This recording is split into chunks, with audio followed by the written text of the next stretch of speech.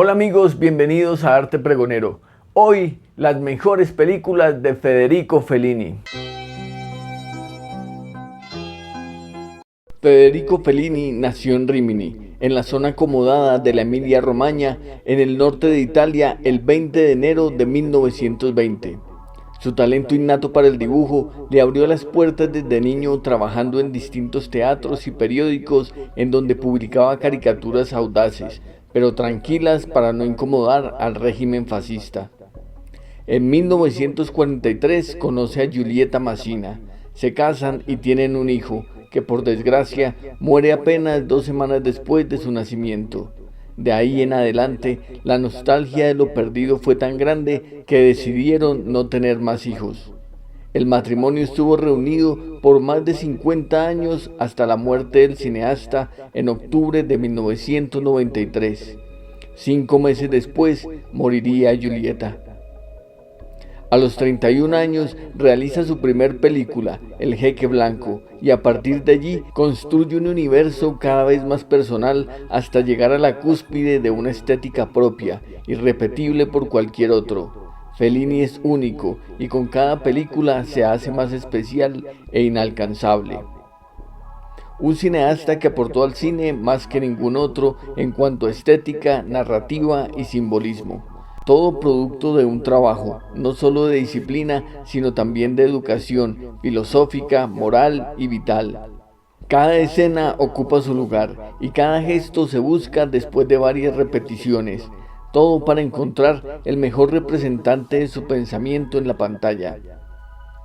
Admirador de los payasos, de las formas, de las reflexiones y sobre todo del onirismo brillante que convertía una simple idea fantasmal en toda una teoría artística que muchos siguen admirando hoy en día. Como los sueños, Federico Fellini será eterno. Aquí están 10 de las mejores películas de Federico Fellini. Número 10. Julieta de los Espíritus. La bella y delicada Julieta se la pasa deambulando por su casa como un fantasma sincronizado que a pesar de caminar no llega a ninguna parte. Todo en su vida es perfecto, todo es maravilloso, el sueño de una casada que vive para lucir su anillo. Pero algo pasa, algo no la hace sentir feliz. De repente duda de su marido, o por lo menos comienza a aceptar que detrás de cada puesta en escena de su día a día existe una verdad de la que no podrá escaparse por mucho más tiempo. Julieta duda, Julieta piensa, Julieta desea la verdad, pero no tiene quien compartirle sus ganas de libertad. Por casualidad, mira por su ventana y se da cuenta de la presencia de su vecina, Susie, una mujer completamente distinta a ella, alegre, imprudente, decidida, animosa. Una mujer que parece el reflejo opuesto de su espejo mágico. Ambas, ahora unidas por un vínculo de descubrimiento, entablan una relación fantástica que las hará desnudar sus almas y aceptar sus inconvenientes. Gran película de Federico Fellini, su primera obra en color, con un arte magnífico y una música de Nino Rota que baila al ritmo de los espíritus. Una obra indispensable que ha ganado con el tiempo, una Giulietta Masina magnífica en un papel un poco más sobrio y no tan rebelde como en sus anteriores presentaciones, pero tan diciente e importante que se convierte en toda una estrella. Película del año 65 que estuvo nominada a 2 Oscar, Mejor Vestuario y Mejor Dirección de Arte, y que ganó el Globo de Oro a Mejor Película Extranjera.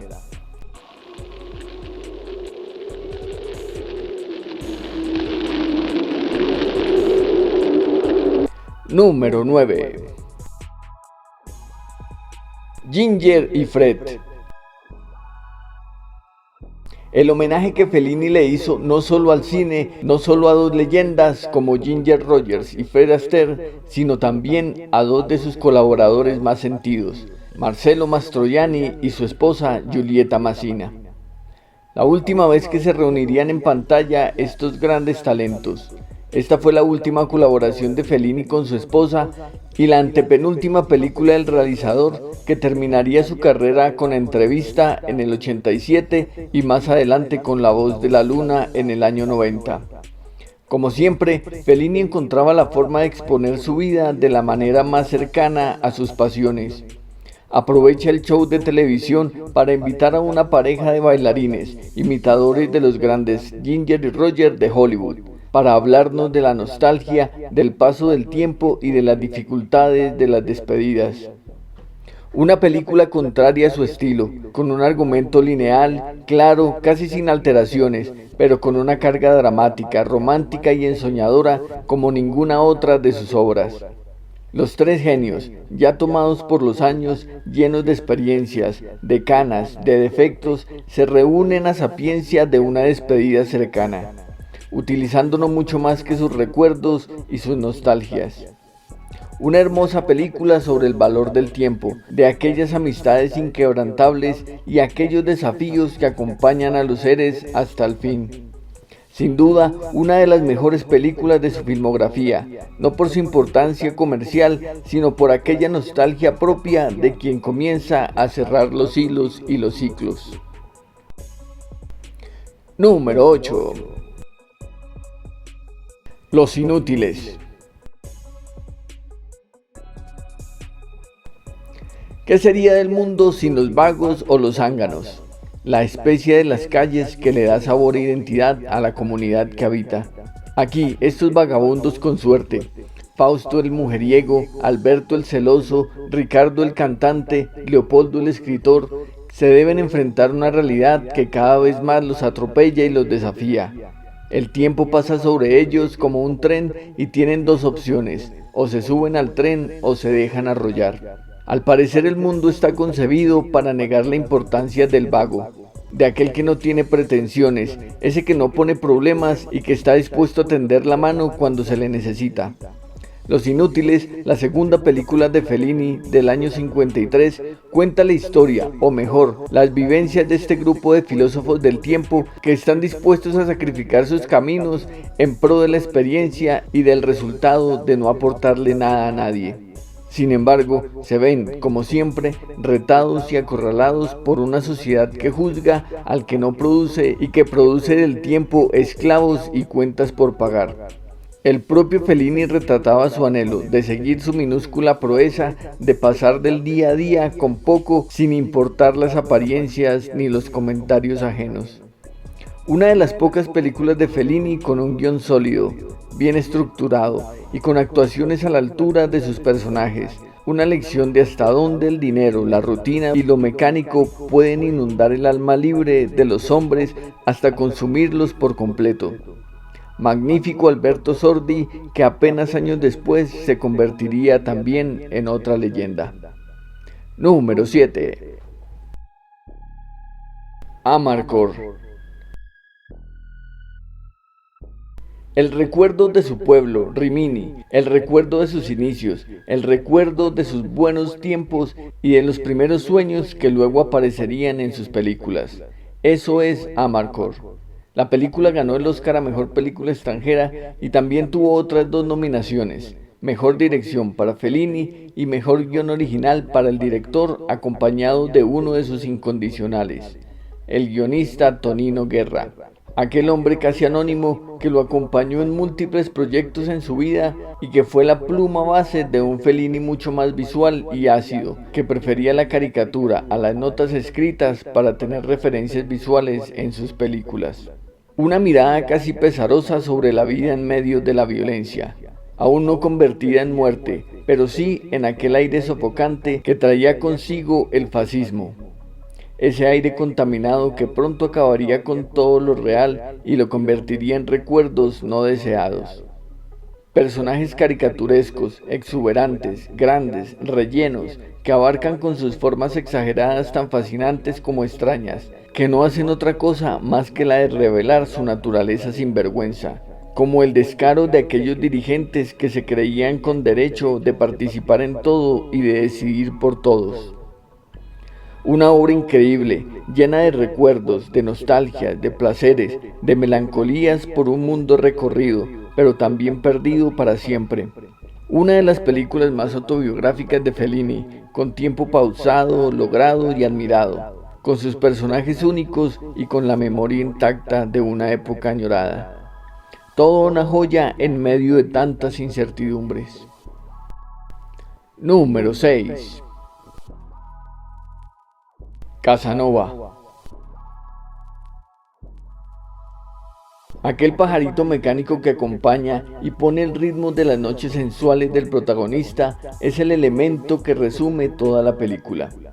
La elegancia, la irreverencia, la intromisión, el frenetismo, el cortejo y la planeación de unos sentidos que hacen del amor el protocolo más ridículo. Donald Sutherland, alejado de su país, de su lengua, de sus comodidades de estrella, fue el escogido para encarnar a este excéntrico personaje que hizo de la conquista una leyenda y del sexo un pasatiempo. Las aventuras del libertino son contadas desde lo más profundo de sus maquinaciones. A los amantes se les debe permitir exagerar con sus adulaciones, y eso fue lo que Fellini hizo en esta película. Dejar que Casanova flote entre lechos y entre aventuras, mientras nosotros vemos admirados sus protocolos, sus metáforas infantiles y ese anhelo de jamás sentirse desplazado. El honor del soldado por delante. Una obra cargada de onirismo, de plasticidad, de barroquismo, detalle a detalle todo puesto en escena para acompañar aquellas notas y aquellos versos declamados por el amante en decadencia. Vemos el retrato de un enamorado en tiempos de desamores. Para Casanova, el amor es un primer paso hacia la seducción, la conquista, la cortesía, la elegancia. Pero a cada paso se enfrenta a un mundo que ya no le importa eso, le importa el acto, la rudeza, la burla y la inmediatez. Lo ceremonial queda atrás, y por eso el viejo Casanova se siente desplazado y relegado, cuando deja de ser aquel galán que era. Fantástica la música de Nino Rota, llena de misterio, de extravagancia y de toques de xilófono que despiertan a las almas. Número 5. El Jeque Blanco. La ópera prima de Federico Fellini llegó como una oportunidad desperdiciada por Antonioni y Alberto Lattuada. Despreciaron el guión porque la consideraban muy simple, pero en medio de esa simpleza, Fellini halló magia y convirtió la película en un tesoro que se valora mejor con el paso del tiempo. Una pareja de recién casados, inocentes, frágiles, ignorantes de la vida citadina, llegan a Roma para que el Papa Pío XII los bendiga y así puedan consumar con tranquilidad el matrimonio. Iván es aquel indefenso hombre que en todo ve el pecado, y por eso debe ir con cuidado, pidiendo perdón en todo momento y apenas tocando el suelo ajeno para no profanarlo. Wanda, su esposa, es mucho más romántica, es mucho más aventurera, más alegre, más ilusionada, alimentada por esas historias de amor que ha ido leyendo tantas veces en los magazines y en las fotonovelas que atesora como oro. En el camino, ella encuentra la posibilidad de conocer a su ídolo, el galán del momento, aquel sujeto casi perfecto, fuerte, rudo y varonil que se roba los suspiros de sus aventuras. Decide abandonar a su marido por un momento mientras conoce a su amor platónico. Lo que encuentra es pura realidad, poco de amor y mucho de frivolidad. La vida real ahora le parece mucho más asquerosa y grotesca que sus ilusiones románticas. Una enorme película realizada en pleno movimiento del neorrealismo italiano. Pero desde aquí ya vemos que Fellini se aleja de esas etiquetas y decide ir por un camino propio, tan propio que terminará convirtiéndose él mismo en su propio estilo. Número 4. La Estrada.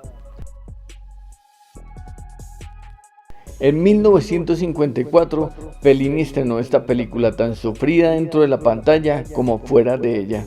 A pesar de su historia romántica, triste, incluso con algo de esperanza, los productores no veían en ella algo bueno. Fue solo Dino De Laurentiis el que aceptó el reto y produjo esta película. La historia del bruto Zampano, ese magnífico Anthony Quinn, ese tipo ordinario, grosero, machista, despiadado e interesado, y de la frágil Gelsomina, pequeña, inocente, indefensa, conforme, fue la metáfora de dos mundos que se encontraban y se rehacían después de la Gran Guerra. La atmósfera destruida, caída, desgastada, violentada y abusada, que servía de casa, de telón y de refugio para los sobrevivientes que con todas sus penas debían aceptar la compañía de la desgracia para poder seguir viviendo.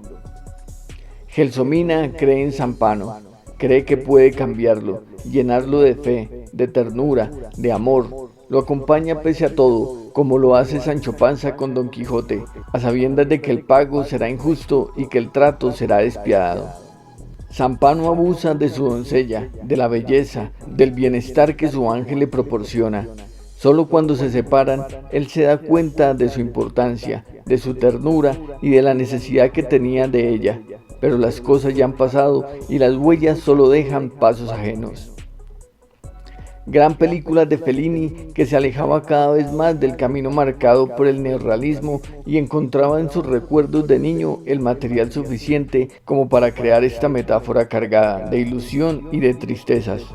Maravillosa Julieta Massina, que con sus ojos grandes nos transporta a sus más íntimas sonrisas.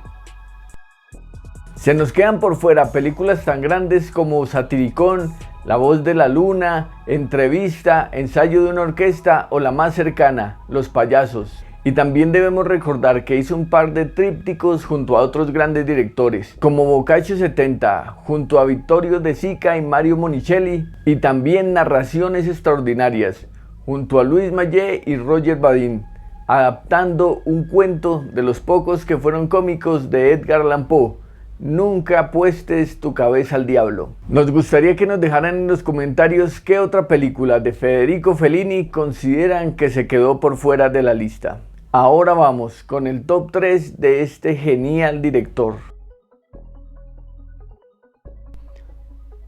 Número 3. Las noches de Cabiria.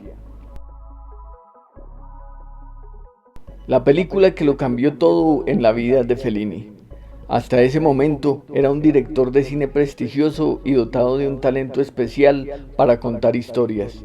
Pero de aquí en adelante se convirtió en leyenda y luego de La Dolce Vita en un dios inalcanzable. Esta película ganó el Oscar de Mejor Película Extranjera, premio que recibió Julieta Massina de las manos de Fred Astaire, uno de los personajes más admirados por el propio Fellini. Cabiria es una prostituta buena, con alma de madre, de amiga y de consejera. Vaga de aquí para allá, intentando recomponer su vida al tiempo que recibe tristezas y decepciones como única recompensa. El camino no parece justo con los justos, premia a los corruptos y atropella a los indefensos. Así lo entiende Cabiria, que luego de 1000 búsquedas y de perder la ilusión de tener un poco de paz pasajera, recibe su recompensa. Un momento de alegría y una sonrisa de esperanza que la llena de nuevo de energía y de ganas de seguir luchando sin esperar nada a cambio. Como siempre, una increíble, magnífica, maravillosa, hermosa y divina Julieta Massina, que con su ternura, su mirada nostálgica y su lágrima dibujada en su mejilla recorre la vida soportando golpe tras golpe a paso lento, para disfrutar de las decepciones mientras anhela en el fondo la felicidad total. El ambiente, la realidad, los cambios que se producían en el país y en la mente de Fellini, todo esto resume una película indispensable y llena de pura ilusión. Número 2. La Dolce Vita. Llegamos a la película que hizo de Fellini. La Dolce Vita se estrenaba en el año 60 y rompía la historia del cine en dos. Ya no había necesidad de un guión, no había la necesidad de un narrador que hilara los pedazos que no se comprendían. De hecho, ya no había necesidad de comprender nada. Solo estamos allí, acompañando a Marcello Rubini, que se pasea en medio de las estrellas y los recuerdos mientras encuentra un camino que lo emocione, que lo motive, que le haga entender el porqué de sus pasos y de todas esas memorias.